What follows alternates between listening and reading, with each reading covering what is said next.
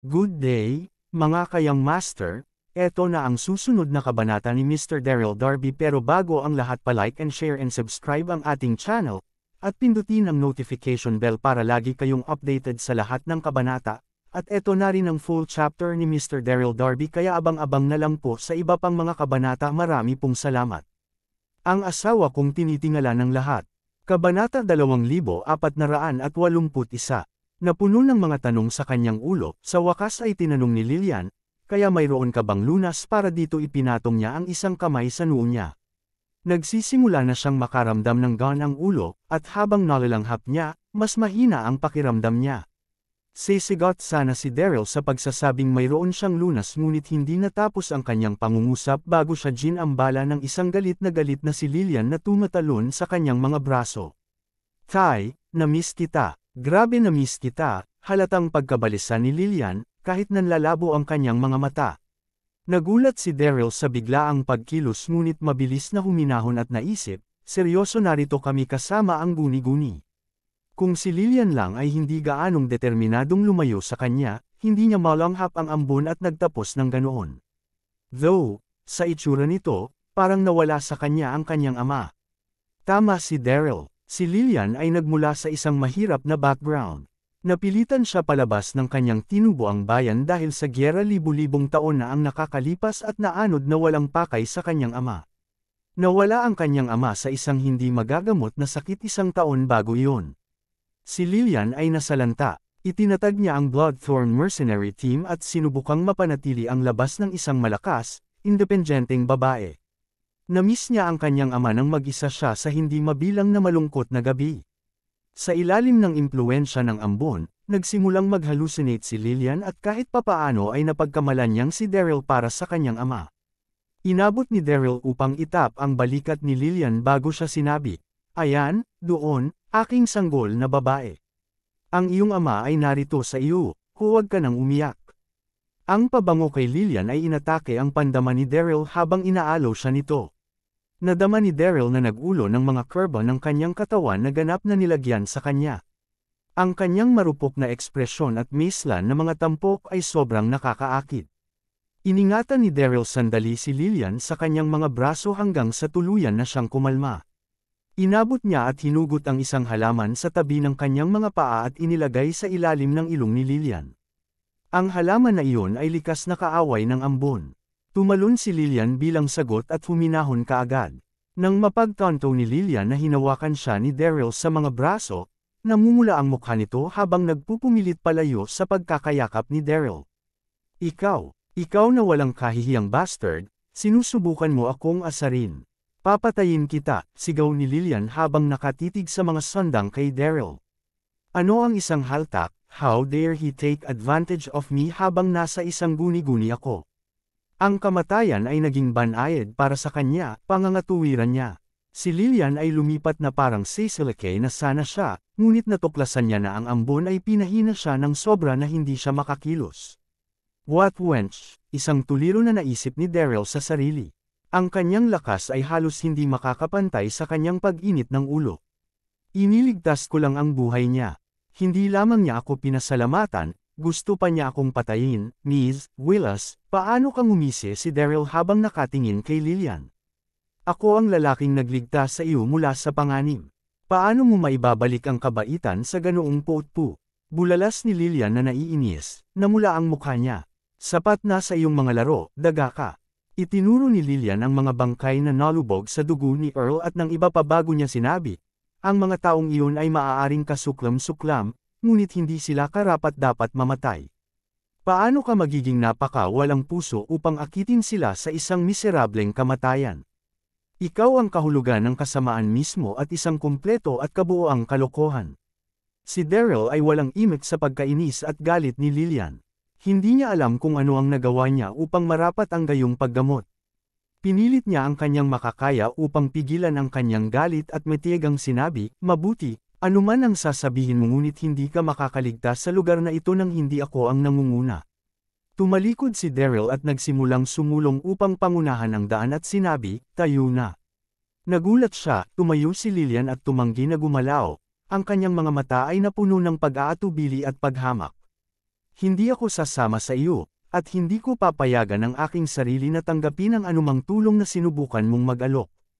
Lumayo ka sa akin, hanggang sa makakaya mo, at iwan mo akong mag-isa. Naramdaman ni Daryl ang kanyang pasensya na suot ang payat habang tumatawa siya sa pagkabigo. Sigurado ka bang ayaw mo ang tulong kung umuso si Lillian bilang tugon? Malinaw na ayaw na magtipid ng isa pang salita. Ayos. Tumango si Daryl bago siya tumalikod at naglakad sa malayo. Huwag kang pagsisisihan, Anya. Kabanata 2482. Naiirita sa kumpiyansa ni Daryl, sumubo si Lillian sa hindi makapaniwala. Magsisisisi ba ako sa walang pervert na tulad mo sa paligid tulad ng pag-iisip niya sa sarili? Narinig niya ang mga ingay mula sa likuran niya. Si Lillian ay likas na tumalikod at nabuhayan ng takot sa sandaling nakita niya kung ano ang sanhi ng mga ingay. Isang pugad ng mga bubuyog ang lumitaw mula sa walang hangganang karagatan ng mga bulaklak, bawat isa sa laki ng kamao ng tao. Ang kanilang mga katawan ay nagningning sa isang malamig na ilaw na nagpadala ng panginginig sa mga tinek ng sinumang nakakita sa kanila. Mahirap isipin kung gaano ito kahirap kung ang isa ay masusuka ng isa sa mga bubuyog na iyon. Nang marinig ni Daryl ang takot na takot nito, tumigil siya at lumingon kay Lillian na may pilyong ngisi. Nang makita niya ang mga bubuyog na nanatili sa kanilang distansya at lumilibot ng hindi papalapit, nagmamadaling sumigaw si Lillian sa takot, "Darren, tulungan mo ako." Nalibang, tumawa si Daryl at inaasar, "Ms. Willis, hindi mo ba sinabi ang isang bagay sa linya na hindi mo pinapayagan ang iyong sarili na tanggapin ang anumang tulong na inalok ko at pagkatapos ay hilingin sa akin na iwan ka mag-isa at ngayon nagsusumamo ka para sa aking tulong, na kung saan ay lubhang nakakagambala." Nanatiling nakaka-relax at nakabubuo si Daryl.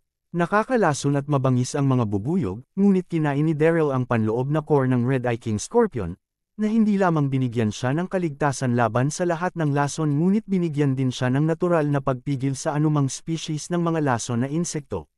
Sa makatuwid, hanggat nandyan si Daryl, ang mga bubuyog ay hindi maglakas loob na gumalaw, ngunit sa oras na siya ay nawala, si Lillian ay tatapusin.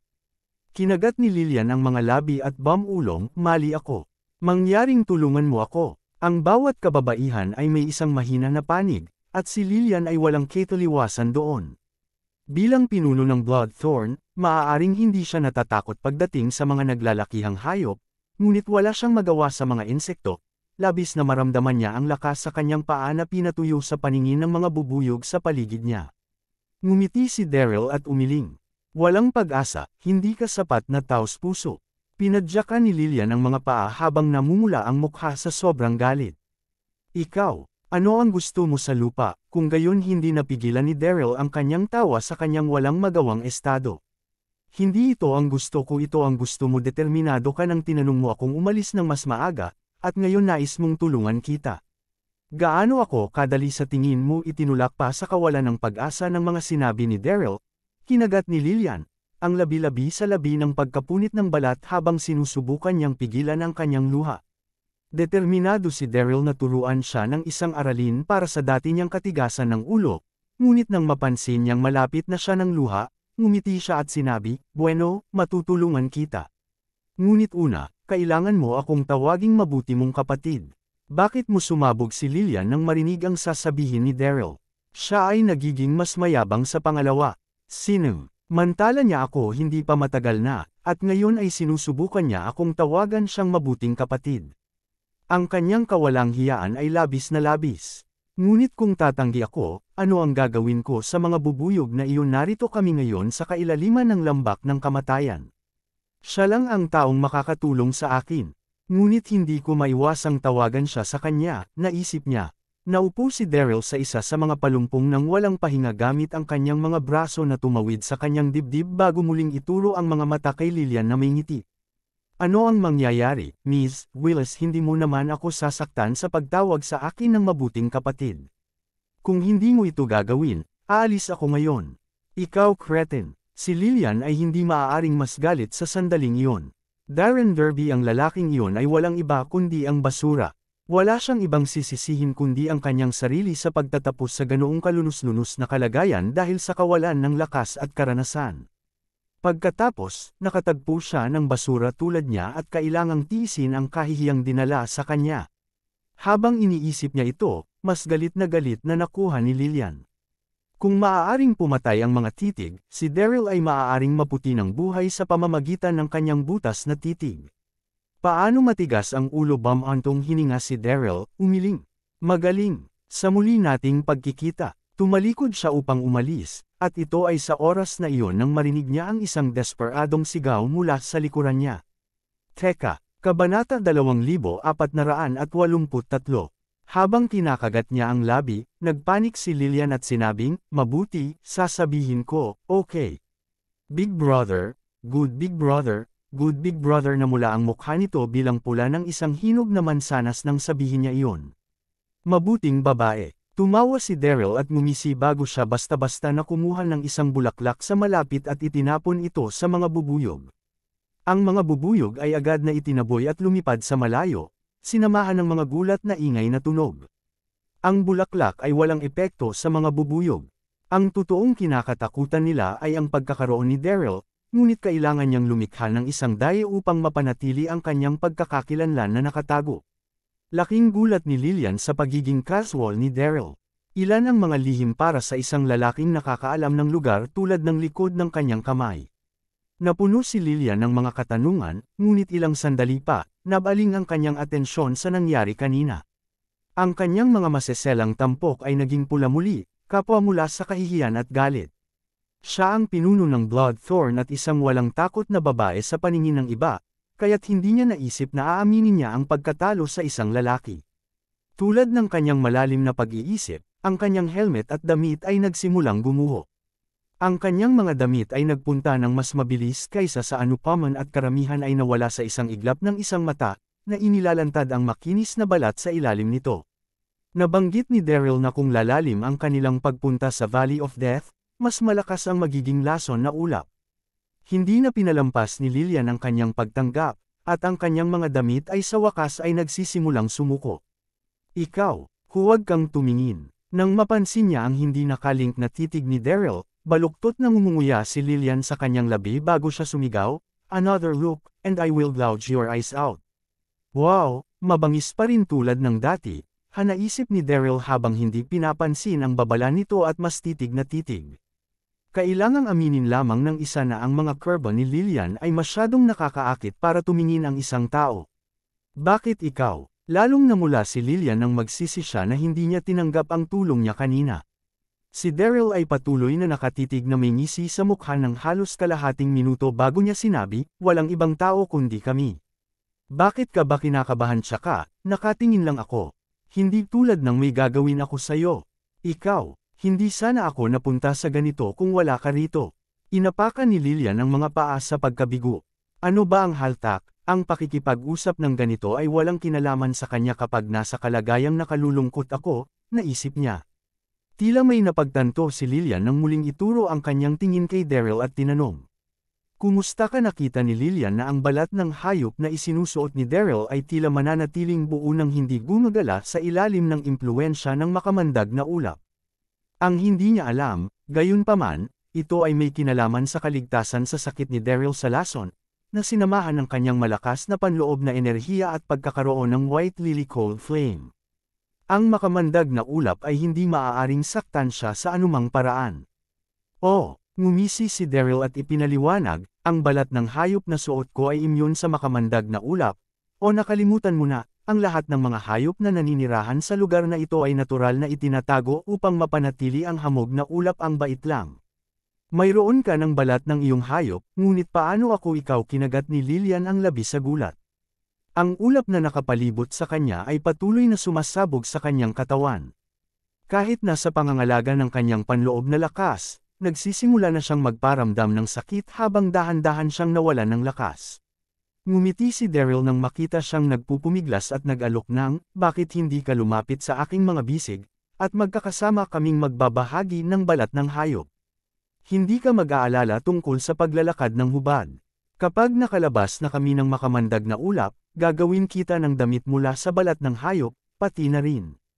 Nagpatuloy siya sa pagbitiw sa tungkulin, to be honest, nilalayong protektahan lang kita nang hiniling ko sa iyo na humawak sa akin ng mas maaga. Sino ang mag-aakalang magiging hindi ka nagpapasalamat? Si Lillian ay naging pulang-pula sa ideya ng pagbabahagi ng balat ng hayop kay Daryl. Hindi ibig sabihin na magdidikit ang ating balat si Darren na ito, malinaw naman na sadyang ginagawa niya ito sa kabila ng pagiging matapat, iniisip niya. Kabanata 2484. Gayunpaman, ang kanyang panloob na enerhiya ay nasa hangganan nito, sinusubukang ilayo ang kinakaing unos, nakakalason na ulap. Kung tumanggi siyang gawin ang iminungkahi ni Daryl, mamamatay siya doon at pagkatapos. Ang pag-iisip na mamatay at mabulok sa nakakalason na fog ay nagpadala ng panginginig sa gulugod ni Lillian at, kahit na nagpumiglas siya, naiwan siyang walang pagpipilian ngunit tanggapin ang kanyang katotohanan. Kinagat niya ang kanyang labi at lumakad sa yakap ni Daryl upang ibahagi ang balat ng hayop. Isang kamanghamanghang bango, naisip ni Daryl habang ang kanyang pandama ay inatake ng isang matamis na samyu na napakalaki na naramdaman niya na parang lasing na siya. Ang kanyang mga mata ay gumala habang nakatingin kay Lillian mula sa malayo. Kinailangan niyang aminin na ang figure ni Lillian ay tunay na malapit sa pagiging perpekto at, kasama ang kanilang mga katawan na itinulak laban sa isa't isa, ang kapaligiran sa pagitan nila ay agad na naging kaduda-dodang. Ang sinumang miyembro ng Bloodthorn ay natigilan kung kailangan nilang magpatutuo sa sandaling ang kanilang mapagmataas at walang takot na pinuno ay inamin ang pagkatalo kay Daryl. Nang maramdaman niya ang paningin ng panunukso ni Daryl, kinagat ni Lillian ang labi ng labi sa labi ng pagkapunit ng balat. Hindi siya naglakas loob na lumipat sa kabila ng pakiramdam ng labis na pagkabalisa, sa takot na mahantad sa makamandag na hamog sa kanilang paligid. Darren, huwag kang maglakas loob sumubok ng kahit ano sa oras na makarating kami sa isang lugar na ligtas. Kung hindi man, hindi kita kailanman patatawarin, she said. Masyado kang nagbabasa dito, hindi man ako interesado sa iyo, sagot ni Daryl. Ikaw na wala sa oras, hindi sigurado sina Daryl at Lillian kung gaano katagal ito tumagal, ngunit kalaunan, nagawa nilang lumabas sa lugar na natatakpan ng makamandag na ulap. Kinuha ni Daryl ang isang piraso ng balat ng hayop mula sa supot ng hayop na enchanted at gumawa ng isang pansamantalang jacket para kay Lillian. Ikaw galit na walang kabuluhan na salita, sinulyapan ni Lillian si Daryl at sinabi. Kung mayroon kang balat ng hayop sa iyo sa buong oras, bakit mo pa hinintay hanggang ngayon upang makuha ito? Pakiramdam niya ay pinaglalaroan na naman siya nito. Sa puntong iyon, si Daryl ay natigilan ng isipan kung gaano siya kasamaan at sinabi. Maaaring maglaan ako ng oras upang gawin kang isang jacket na may balat ng hayop ngayon lang, ngunit makatiis ka ba ng hamog na ulap? Namula ang mukha ni Lillian habang nagpupumilit na magtalo. Sa anumang kaso, Darren Derby, binabalaan kita na huwag sabihin ang anuman tungkol sa nangyari kanina, o kung hindi man. Sabi niya habang nakatingin ng masama sa mata kay Daryl. Pinahiya at nanlumog si Lillian sa sitwasyon. Siya ay hindi lamang anumang ordinaryong babae, siya ang pinuno ng Bloodthorn Mercenary Team. Ang kanyang pag-uugali at reputasyon ay palaging malinaw na kasing yelo at kasing dalisay ng jade, ngunit napilitan siya sa ganoong kalapit sa isang lalaki sa loob ng mahabang panahon. Kung napalabas ang balita tungkol doon, ano ang iisipin ng iba pang mga miyembro ng Team Thorn Mercenary Team tungkol sa kanya? Kinuha ni Daryl sa tainga niya at nagkukunwari na parang wala siyang naririnig. Paumanhin, Ms. Willis, ngunit hindi ko masyadong nahuli yon. May nangyari ba sa pagitan natin? Lahat tanong niya habang nakangisi tulad ng isang Cheshire Cat sa buong oras. Ano ang isang kagiliw-giliw na babae na si Lillian, naisip niya habang chuckled discreetly. Ang paraan ng pagpout niya ay kaibig-ibig lamang. Ikaw, kinagat ni Lillian ang ibabang labi sa pagkabigo habang nagpupumilit na hanapin ang mga salita. Kung sabagay, tama si Daryl. Maaaring malapit na sila, ngunit wala siyang nagawa sa kanya. Pinuno, isang nasasabik na sigaw ang tumagos sa hangin habang nagsasalita sila, sinundan ng ilang mga tao na papalapit sa kanila. Si Otis at ang kanyang mga kaibigan. Banta ni Earl, hindi sila naglakas loob na sundan siya. Gayunpaman, nag-aatubili silang umalis nang wala si Lillian at nagpas siyang maghintay na lamang. Tumakbo sila patungo sa dalawa, ngunit nag-freeze sila sa sandaling malapit na silang mapansin ang sitwasyon ni Lillian. Ano ang nangyari? Si Lillian ay nakasuot ng balat ng hayop tulad ni Daryl, At halata siyang nanghina, ngunit namula ang kanyang pisngi. Sa kabilang banda, si Daryl ay nanatiling binubuo sa buong panahon, habang nadama ni Lillian ang init na gumapang sa kanyang mukha sa kakulaitan. Sa wakas, kumalas si Otis mula sa unang pagkabigla at galit na galit kay Daryl. Ang basura mo, ano ang nagawa mo sa aming pinuno?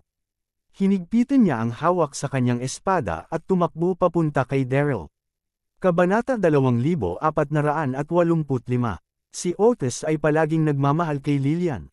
Nang makita siya sa isang nakakahiyang estado, ang kanyang dating hindi pagkakasundo kay Daryl ay nagdulot sa kanya sa konklusyon na si Daryl ang salarin na naging sanhi nito. Agad, sumabog ang galit sa loob niya. Ang iba pang mga kasapi ay tila nakarating sa parehong pagsasakatuparan at nagsimulang lumakad patungo sa Daryl, pati na rin. Nanatiling komprehensibo si Daryl at sa halip ay lumingon kay Lillian na may baluktot ng ngiti. Tila mayroong ilang hindi patas na pagtatangi laban sa akin sa iyong mga kasamahan sa koponan, ang aking kaibig-ibig na maliit na kapatid na babae. Pakialam na ipaliwanag ano ang basura na ito ay naglakas loob na tawagan ang aming pinuno na kaibig-ibig na maliit na kapatid na babae. Itinulak pa sa kanyang nakakabulag na galit, kinuha ni Otis ang kanyang bilis. Tumigil ka. Ang espada ni Otis ay papatayin kay Daryl nang makialam si Lillian at sawayin siya. Tama na, okay. Nang mapagtanto niya na nagalit si Lillian, tumigil agad si Otis at ang iba pa, na hindi nang ahas na pukawin pa siya. Tila hindi hinayaan ni Otis na madulas ito at tinanong, Pinuno, ano ang nangyari? Ang dalawa sa kanila ay kinuha ni Earl at ng kanyang barkada. Ngunit dalawa lamang sa kanila ang bumalik sa parehong uri ng sangkap na gawa sa balat ng hayop. Naiirita, naiinip na sagot ni Lillian, isipin mo ang iyong sariling negosyo. Natigil ang mukha ni Otis sa sinabi, at sa halip na gumanti, lumingon siya kay Daryl. Ito ay dapat ang kasalanan ng scum na ito, pagtapos niya sa loob. Ang kanilang dating pakikipagsapalaran ay nararamdaman ni Lillian na labis na pagod at bigo upang magpatuloy sa kanilang paglalakbay. At sa makatuwid, inutusan niya ang iba na maghanap ng ligtas upang mag-set ng kampo para sa gabi. Sa gabi, nahiga si Daryl sa damuhan at nagbulay-bilay. Plano niyang gumawa ng isa pang pagtatangka upang kumbensihin si Lillian at ang mga tauhan nito na iwan muna ang lugar kinabukasan, at kung pipilitin nilang sumulong, kailangan lang niya silang pakawalan. Biglang narinig niya si Otis at ilang ibang kalalakihan na bumulong sa isa't isa. Mabilis na napatayo si Daryl at huminahon habang sinusubukan niyang pakinggan ang sinasabi nila. Ang kalokohan na iyon, Darren, ay dapat may nagawa upang mapataob ang ating pinuno. Gusto ko lang siyang suntukin sa mukha tuwing nakikita ko siya. Vice Leader, ano ang sasabihin mong ginagawa namin? Ilagay natin ang lason sa kanyang pagkain bukas ng umaga. Nararapat na matulungan tayo na mapupuksa siya minsan at lahat. Si Otis at ang iba pa ay pinapanatili ang kanilang tinig sa pinakamaliit na tinalakay habang tinatalakay nila ito, ngunit si Daryl, sa kanyang ranggo ng kapangyarihan, ay sobrang sensitibo sa kanyang paligid at walang problema sa pagkuha ng bawat solong salita na sinabi nila. Sino ang nakakaalam na si Otis ay maaaring maging masama hanggang sa saklaw ng paglalagay upang lasonin ako? Mabuti kung gayon, kung ito ay isang laro na gusto mo, kung gayon ito ay isang laro na makukuha mo, naisip ni Daryl na isang pangutya ang lumitaw sa kanyang mukha. Pagkatapos ay bumalik siya sa pagtulog hanggang bago magmadaling araw ng tulog na tulog si Otis at ang iba pa. Naglakad-lakad siya papunta sa kanila at sinimulang siyasatin ng mabuti ang kanilang mga bag. Sa wakas, nagawa niyang makahanap ng isang maliit na prasko para kay Otis. Isang misteryosong ngiti ang lumitaw sa labi ni Daryl habang nakatingin sa prasko. Kinaumagahan, nagtawa si Otis at ang iba pa pagkagising nila at nakita nilang si Daryl ay tulog pa rin. Dalawang miyembro ang nagtapon ng isang itim na tableta sa bote ng tubig ni Daryl sa ilalim ng tagubili ni Otis, at nang tapos na iyon, naglakad-lakad sila na kunwaring walang nangyari. Sinimulan nilang magsimula ng apoy upang ihaw ang karne ng hayop na kanilang hinabol sa daan. Di nagtagal, ang kanilang kampo ay napuno ng nakakaamong amoy ng malutong karne. Si Otis at ang iba pa ay kitang-kita na nasa sabik at nagsimulang uminom ng alak na dinala nila. Hanggang sa nasa kalahati na sila ng bote ng tila may napagtanto si Otis at sumimangot ng may pag-iisip. May naka-off. Mabuti pa ang aking kalagayan, ngunit bakit nagsisimulang mahina ako bigla? Bukod, hindi ito katulad sa mga sintomas ng pagkuha ng bone-dissolving pill na dinala ko, nag-isip siya ng gulat. Kasabay nito, ang iba pang mga miyembro ng pangkat ay namumula at pinagpawisan ng sakit. Si Lillian ay nagtatampo pa rin mula sa malayo at nabigo na mapansin ang abnormalidad. Umupo si Daryl mula sa kanyang posisyon at pilyo ang tingin kay Otis at sa iba pa habang sinabi niya, "Ano ang pakiramdam na tikman ang iyong sariling gamot?" Tinanong niya, "Nagsisimula ka bang maging mahina at malamig? At tila hindi ka titigil sa pagpapawis, hindi isang masamang tableta ang nakuha mo doon?" Lumapit si Daryl sa bonfire, hinawi ang isang piraso ng karne na hanggang ngayon ay litsyon pa, at isinuksok sa kanyang bibig. "Ang karne ay hindi masarap, gayunpaman," sinabi niya habang nagpout siya. Si Otis at ang iba pa ay natigilan sa pagkabigla at galit habang pinagmamasdan ang bawat galaw ni Daryl. Paano niya nalaman ang tungkol sa kanilang plano? Kailan niya nag-swipe ang tableta nang wala napapansin? Kabanata 2486. Ngumisi si Daryl nang makita ang ekspresyon ni Otis at ng iba pa. Hindi dapat balak ng isa na magdulot ng pinsala sa iba, ngunit dapat laging maging alerto sa pinsala na maaaring gawin sa kanya ng iba. Ang basang iyon ay nangangahas na kumilos ng matigas sa harapan natin, napaisip si Otis habang nakatingin sa lalaki. Dali-dali niyang inabot ang kanyang bulsa upang hanapin ang antidote.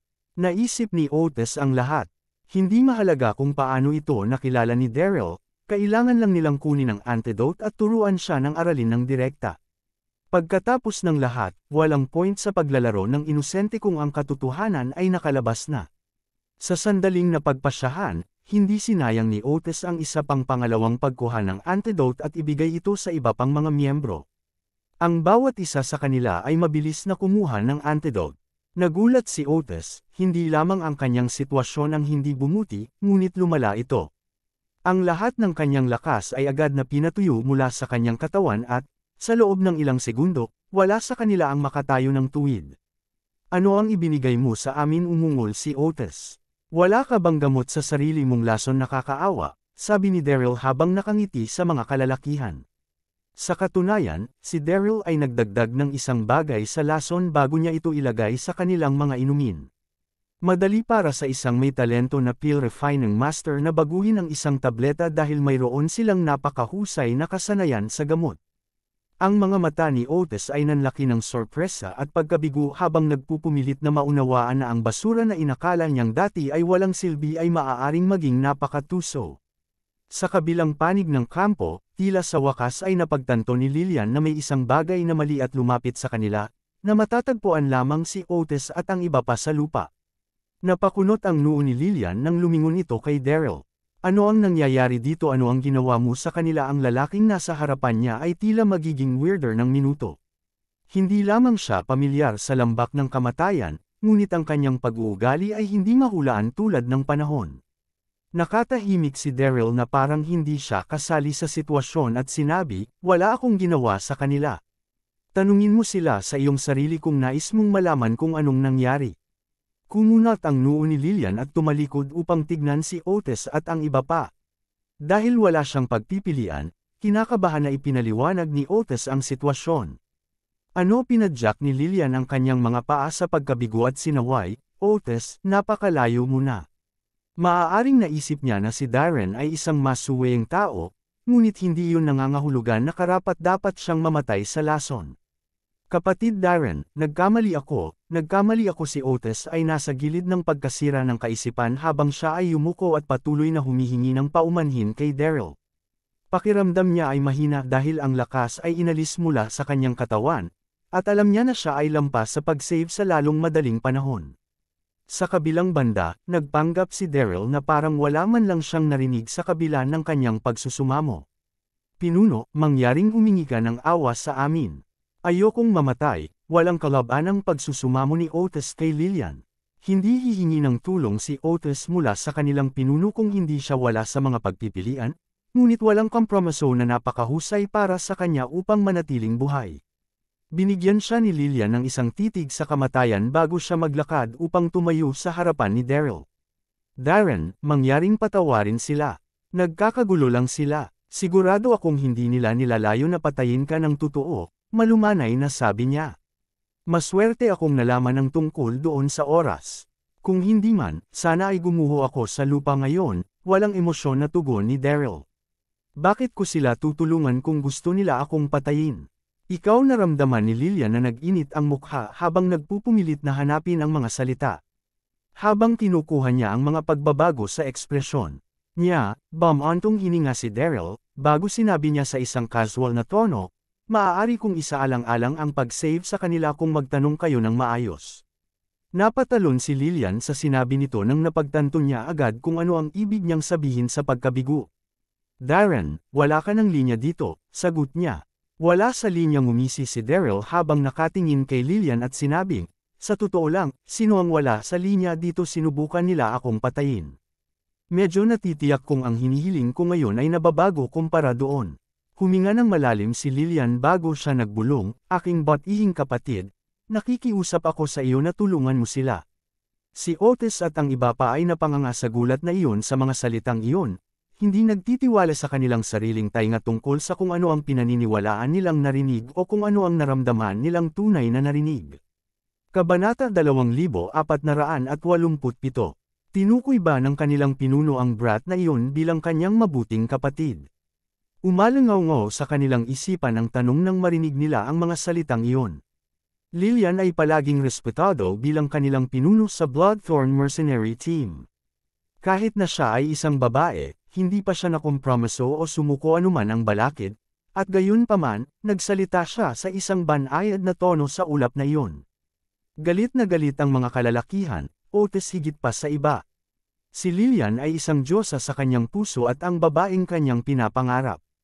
Upang mapanood ang pang-aakit niya sa ibang lalaki na nasa harapan niya ay simpleng pagpapahirap, ngunit alam niya na kailangan niyang tiisin ito kung nais niyang mabuhay. Kasiyahan na sa wakas ay bumaba si Lillian mula sa kanyang mataas na kabayo, tumanggaw si Daryl sa kasiyahan at napangiti. Mabuti, dahil mahusay kang nagtanong, ililigtas ko sila ayon sa gusto mo. Naglakad-lakad siya upang tumayo sa harap ni Otis at ng iba pa at sinabi, iiwasan kita ngayon tungkol sa iyong pinuno, ngunit babalaan ka na wala ng ibang pagkakataon kung susubukan mo muli ang iyong kapalaran. Kung nais mo ang antidote, sa palagay ko lahat kayo ay may utang sa akin ng taos-pusong paghingi ng tawad, hindi ba? Pamilyar si Daryl sa mga daga ng likod na tumutusok tulad ng mga lalaking nauna sa kanya, at alam niya na walang saysay na subukang maglaro ng mabuti sa kanila. Ako ay nagkamali. Alam ko na ngayon, talagang ginagawa ko, galit na pakiusap ni Otis sa lupa. Ang kanyang mga kasama ay nasa gilid ng pagkasira ng kawalan ng pag-asa. Ganyan ka ba humingi ng pabor? Ngumisi si Daryl. Lumuhad ka at tawagan mo akong papa, kung gayon marahil ay makukumbansi ako na ibibigay sa iyo ang antidote. Ang batang lalaki na iyon ay talagang lumalayo sa kanyang paraan upang pahirapan tayo, kahit na pagkatapos na personal na humingi ng tulong ang aming pinuno, naisip ni Otis habang ang kanyang ekspresyon ay dumidilim sa isang kumukulong galit. O huwag, naiinip na sabi ni Daryl at tumalikod na para bang aalis na siya. Gagawin ko. Takot na takot sa pagkawala ng kanyang pagkakataon, sa wakas ay nag-cave si Otis at kumalas sa kanyang kayabangan. Yumuko siya at lumuhad sa harap ni Daryl, sumunod ang iba pang mga kasapi. Kapatid Darren, hindi ko na ito uulitin. Mangyaring ibigay sa amin ang panlunas. Nakikiusap ako sa iyo, pagsusumamo ni Otis habang pamatak ang luha sa kanyang mga mata. Ibibigay ko sa iyo ang panlunas. Si Daryl ay nagbigay ng kaunting ngiti kay Otis bago siya nagtanong, ngunit ano ang tawag sa akin? Bahagyang yumuko si Daryl upang tingnan ang mga mata ng lalaki. Ang puso ni Otis ay lumubog sa mga salitang, alam niya kung ano ang ibig sabihin ni Daryl sa tanong. Dad, umiling siya habang iniiwas ang mga mata ni Daryl. Tatay ang iba pang mga miyembro ay nagmamadali na sumunod. Lahat sila ay labis na nabigo sa panahong iyon. Naisip nila na madali itong mapupuksa ang walang silbi na tao, ngunit nahulog sila sa kanyang bitag at kailangang tawagan siyang tatay. Nakakainsulto. Natuwa si Daryl, tumanggaw siya at nag-chuckle. Siguraduhing panatilihi. Ang kagalang-galang na pag-uugaling ito mula ngayon sa tuwing nakikita mo ako, kunin mo. Galit na tumanggaw si Otis bilang tugon at, nang walang pag-aalinlangan, nakuha ni Daryl ang antidote at itinapon ito sa mga kalalakihan. Kinuha ito ni Otis at ng iba pa bago nilunok ang antidote ng walang pag-aalangan. Hindi nagtagal, mabagal silang nagsimulang mabawi ang kanilang lakas, kasama ang kulay sa kanilang mga mukha. Hindi sigurado si Lillian kung ano ang naramdaman niya sa pakikipag-ugnay na nasaksihan niya.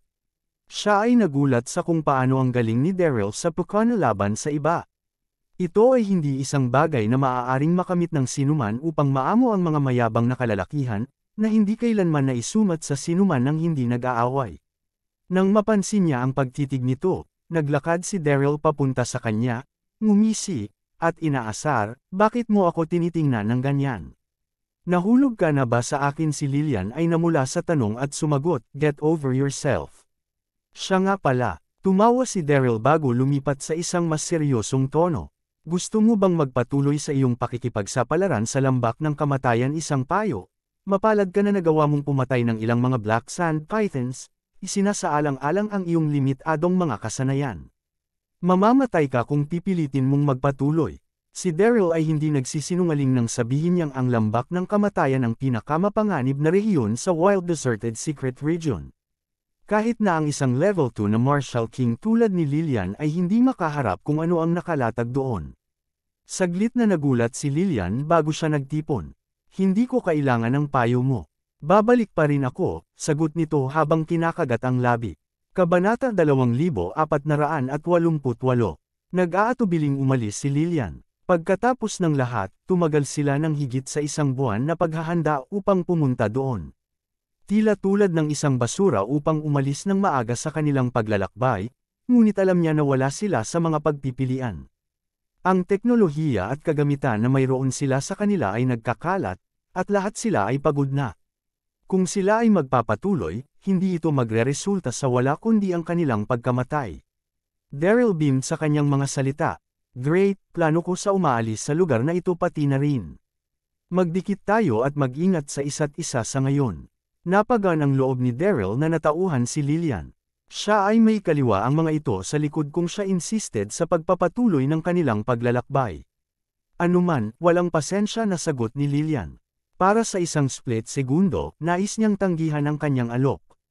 Ang lalaking iyon ay masyadong tuso upang manatili sa paligid, at, pinakamahalaga, desperada niyang hinahangad na mawala siya sa isang beses at para sa lahat, isinasaalang-alang ang nakakahiyang karanasan sa pagitan nila. Gayunman, ang lugar na iyon ay lubhang mapanganib, at upang magkaroon ng isang tao tulad Daryl, na pamilyar sa rehiyong iyon, maaaring lamang ay ang pinakaligtas na pagpipilian para sa kanila. Makalipas ang ilang minuto, mabilis na naimpake ni Lillian at ng kanyang mga kalalakihan ang kanilang mga gamit at nagpatuloy na lumabas sa lambak ng kamatayan kasama si Daryl. Tumingin siya sa likod habang papalabas na sila sa lambak ng kamatayan, nababalot ng emosyon at alaala. Tumagal pa ng 2 oras bago dumating sina Daryl, Lillian, at ang iba pa sa isang bayan na nakatayo sa hangganan sa pagitan ng Wild Deserted Secret Region at ang siyam na mainland. Ni Daryl pa nga bumaba sa Sindex sandaling ito sila ay stepped sa bayan.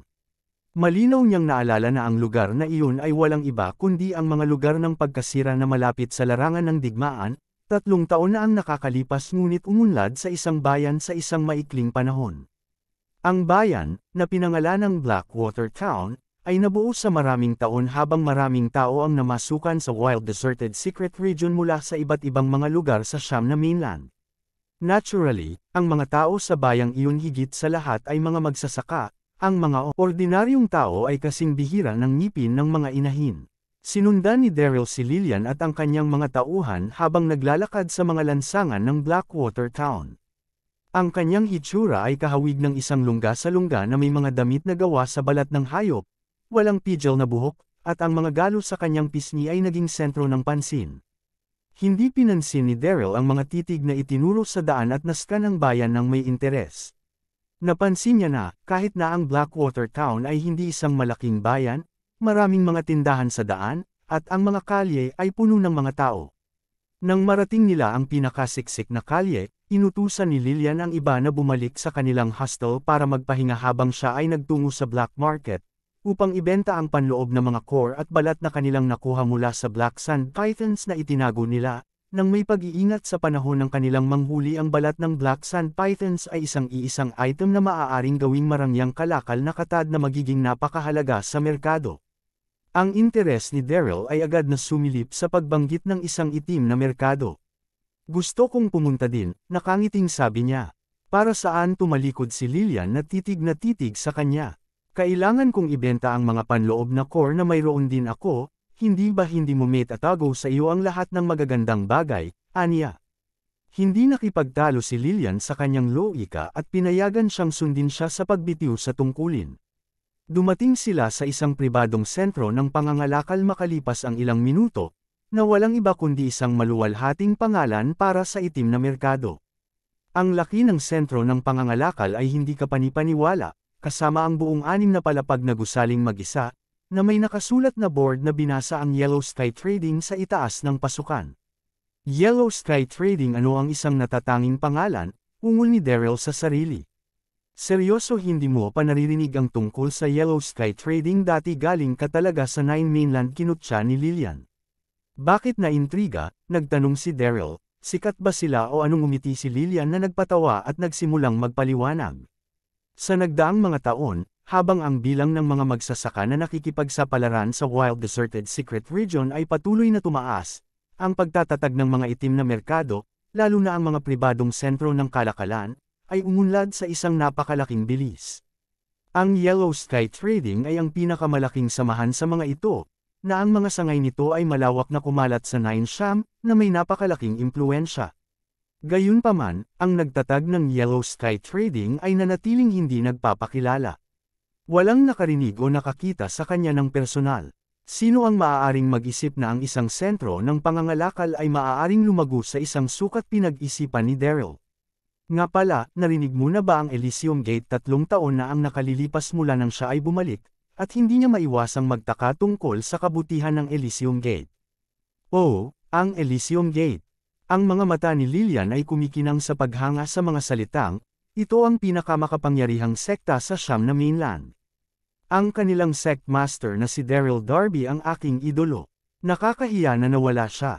Ang kanyang mga salita ay agad-agad itinaas espiritu ni Daryl. Kabanata 2489. Napakagandang sorpresa nang malaman na si Lillian ay tagahanga niya. Habang nagsasalita sila, pumasok ang dalawa sa hall ng trading center. Ang mga tao ay nagsasalita sa tauhan hanggang sa nakikita ng mata. Karamihan sa kanila ay medyo malakas na magsasaka, sa pangkalahatan. Nagtatampok ang sentro ng pangangalakal ng isang malaking lugar ng lobby at VIP, mga kafe, at mga kwartong may mga maluho na interior, na ginagawang pinakakahangahangang istruktura sa Blackwater Town. Maraming mga tao ang tumingin sa lalong madaling sandaling Daryl at Lillian ay lumakad, higit sa lahat dahil ang hitsura ni Daryl ay nakapagpukaw sa kanilang interes. Di nagtagal, nagsimula ng magtsismisan ang karamihan. Saan nagmula ang taong lungga? Hinuhulaan ko mula sa ilang desyerto na bundok o kung ano, gaano kakilakilabot. Tiyak na isang kalabasa sa hitsura nito. Namula ang mukha ni Lillian sa kahihiyan sa talakayan. Sinabi niya sa kanya na huwag siyang sundan. Hindi siya makikinig at igigiit na kumapit sa kanya ng walang hiya. At siya ay hinayla sa gitna ng atensyon dahil sa kanya. Si Daryl naman ay parang walang pakialam. Ang isa sa mga tauhan ay lumakad patungo kay Lillian na may isang propesyonal na ngiti bago niya tinanong. Madam, mayroon ba akong maitutulong sa iyo? Nagpakita siya ng isang pagkasuklam kay Daryl habang nagsasalita ito. Ang ginang ay hindi maaaring maging mas matanda sa 25 taong gulang at nakadamit ng propesyonal na itim na kasuotan. Ang kanyang mga kaibig-ibig na tampok ay isang nakakapreskong tanawin. Hindi ko inisip na magkakaroon ng isang cutie sa trading center na iyon. Kahit na tila siya ay medyo masyadong materyalistiko para sa gusto ko, naisip ni Daryl habang nanatili siyang tahimik na may ngiti. Kinuha ni Lillian ang panloob na mga core mula sa kanyang pag-aari at iniabot sa ginang. Kung hindi ito masyadong gulo, nais kong ipagpalit ang mga ito, mangyaring, sabi niya. Siyempre, magalang na tumango ang ginang bilang sagot. Akmang kukunin ni Daryl ang mga panloob na core mula sa enchanted na pouch ng hayop upang makita kung gaano siya nakakapagpalit sa kanila nang mapagtanto niyang umalis na ang ginang upang matupad ang kahilingan ni Lillian nang hindi siya tinitipid. Doon pa lang, may isang bihis na binata ang lumapit na nakatingin ang mga mata kay Lillian. Aking. Kung hindi si Miss Willis. Kanina pa, nakangiting sabi niya. Ang binata ay tumingin sa paligid ng 20 taong gulang at sinundan ng 2 tanod. Ang paraan ng pag-scan niya kay Lillian pataas at pababa habang siya ay nagsasalita ay nagpapatunay na siya ay isa sa mga mayamang playboy. Siya si Adnoid Collins, ang batang Panginoon ng isang linya ng dugo ng magsasaka na nagmula sa Yellowstone Continent. Ang kanyang pamilya ay nagpalawak din ng kanilang negosyo sa Blackwater Town sa mga nakaraang taon habang maraming tao ang dumaan sa bayan sa Wild Deserted Secret Region. Young Master Collins, kitang-kita si Lillian tungkol sa kanyang presensya. Kinagat niya ang mga labi at ulong, mababayaran kita kaagad. Mangyaring bigyan ako ng mas maraming oras, hindi ba mahinahon siyang nagsalita, natatakot na marinig siya ng iba. 1 taon na ang nakalilipas, nagkasakit ang ama ni Lillian, at lubusang nangangailangan sila ng pera. Kaya't napunta siya sa isa sa mga pampinansyal na kumpanya na pinamamahalaan ni Adnoid at nakakuha ng napakalaking utang. Nakalulungkot, kahit na may sapat na pondo upang humingi ng tulong medikal, hindi nakuha ng kanyang ama. Si Lillian ay nagtungo sa Wild Deserted Secret Region kasama ang Bloodthorn Mercenary Team upang bayaran ang kanyang utang. Kung mayroon siyang pagpipilian, hindi siya papasok sa isang mapanganib na kapaligiran. Iningatan ni Adnoid ang kanyang ngiti nang hindi tumugon habang ang kanyang mga mata ay paaligala kay Lillian. Sa sandaling iyon ay bumalik ang tauhan na may dalang pera. Kinuha ito ni Lillian at binigay kay Adnoid ng mabilis. Young Master Collins, ito ang lahat ng pera na nagawa kong kumita sa nakaraang ilang araw. Mangyaring tanggapin ito sa ngayon. Bayaran ko ang natitirang balanse sa lalong madaling panahon. Kabanata 2470. Hindi ito tinanggap ni Adnoid ngunit sa halip ay itinulak ito pabalik sa kanya. Nakangiting sabi niya, Miss Willis, alam mo na hindi ako isang tao na gumagawa ng lahat tungkol sa pera. Maging aking babae, at magaan ang iyong utang sa lahat at lahat. Kung kasama mo ako, maaari kang mabuhay sa karangyan nang hindi nag-aalala tungkol sa anumang bagay. Ang kanyang mga salita ay kitang-kita na inis kay Lillian, ngunit nagawa niyang manatiling composed bago siya ngumiti sa kanya at sinabi, hindi, salamat. Naging madilim ang ekspresyon ni Adnoid sa pagtanggi. Lillian, seryoso ako. Ang tagal na naming magkakilala. Hindi mo ba alam ang nararamdaman ko sa iyo? Kumunat ang noo niya at nagpatuloy na magsalita sa taos-pusong tono. Tingnan mo, isang magandang bata na ipagsapalaran ang iyong buhay sa pamamagitan ng pagpunta sa mga mapanganib na lugar tulad ng Wild Deserted Secret Region. Ano ang mangyayari kung nakatagpo ka ng panganib kapag wala ka roon? Totoong sinasabi ko ito alang-alang sa iyo. Hindi ko na makayang makita kang nahihirapan pa. Salamat sa iyong pagkabukas palad. Kinagat ni Lillian ang ibabang labi at tinanggihan ulit ang alok nito. Wala akong plano na magpakasal sa lalong madaling panahon, at sa palagay ko hindi kami magkatugma. Kilala niya ang lalaki sa loob ng maraming taon at pamilyar sa kung anong uri siya ng lalaki, isa pang mayamang playboy na nagpakasawa sa lahat ng gusto niya, na siyang pinakahuling lalaki na dapat isaalang-alang ng isang babae na ikasal. Agad na naging malamig ang tono ni Adnoid sa paulit-ulit na pagtanggi. Paano hindi pinahahalagahan? Pagkatapos ay tumalikod siya at inutusan ang mga tanod sa likuran niya. Dalhin mo siya, gusto kong samahan niya ako sa hotel para sa kaunting inumin. Kaagad na lumapit ang dalawang tanod kay Lillian nang makuha ang kanilang order. Ang mukha ni Lillian ay nagbago mula sa kahihiyan patungo sa pagkabigo. Hindi niya akalain na si Adnoid ay magiging walang batas na salakayin siya sa trading center sa buong pagtingin ng lahat. Labis niyang ginasto na labanan, ngunit alam din niya na si Adnoid ay isang magsasaka mismo, na nireranggo sa parehong antas na katulad niya, na antas ng 2 hari ng militar. Dagdag pa, mayroon siyang 2 mga bodyguard na kasama niya, na tila napakahirap. Hindi siya mananalo sa laban sa kanila. Hang on! Biglang may lumabas na boses mula sa pagitan nila. Sa katunayan, si Daryl iyon. Malawak na ang araw. Maging mabait ka sa ginang, sabi ni Daryl habang diretso ang tingin sa mga mata ni Adnoid. Mahina ang boses niya ngunit kahit papaano may kapangyarihan. Anuin-scan ni Adnoid si Daryl mula ulo hanggang paa at nagulat ng ilang sandali bago siya tumahol, saan nagmula ang pulubi na ito. Ang lalaking nakatayo sa harapan niya ay nakasuot ng balat ng hayop at mas marumal kaysa sa sinumang pulubi na nakita niya. Ang karamihan ng tao sa kanilang paligid ay nagsimulang tumingin sa kanila habang nagsisimulang bumulong sa isa't isa. Nagalit na ba ang batang lalaki na iyon? Paano niya hinahamon ang young Master Collins? Siya ay isang bukol lamang. Ano ang iniisip niya na mayroon siya kung ano ang kinakailangan upang maging isang bayani dito? Oo, gaano ang yabang.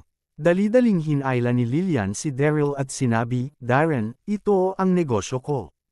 Huwag subukang pumasok. Si Adnoid ay isang makapangyarihang tao, at si Darren ay isang tao lamang, paano siya posibleng makipagkompetensya sa kanya? Binigyan siya ni Daryl ng isang banayad na ngiti at sumenyas na huwag siyang mag-alala. Nang napagtanto niya na walang balak si Daryl na lumayo sa daan, naubos ang pasensya ni Adnoid, at binigyan niya ng ultimatum. Brat, tatayo ka pa ba dyan? Iyon ang iyong huling pagkakataon? Umalis sa bilang ng 3. Paano naglakas loob sa isang simpleng kalabasa lamang na tulad niya na masubukan ang kanyang mga gawain? Ang lalaki ay dapat magkaroon ng isang pangarap sa kamatayan. Kasabay nito, ang mga tanod ay nakalock ang kanilang mga mata kay Daryl at handa nang umatake anumang segundo. Iyon ay kapag ang isang manipis na figure ay tumungo sa bulwagan at sinabi, Nako, ano ang nakagalit sa young Master Collins?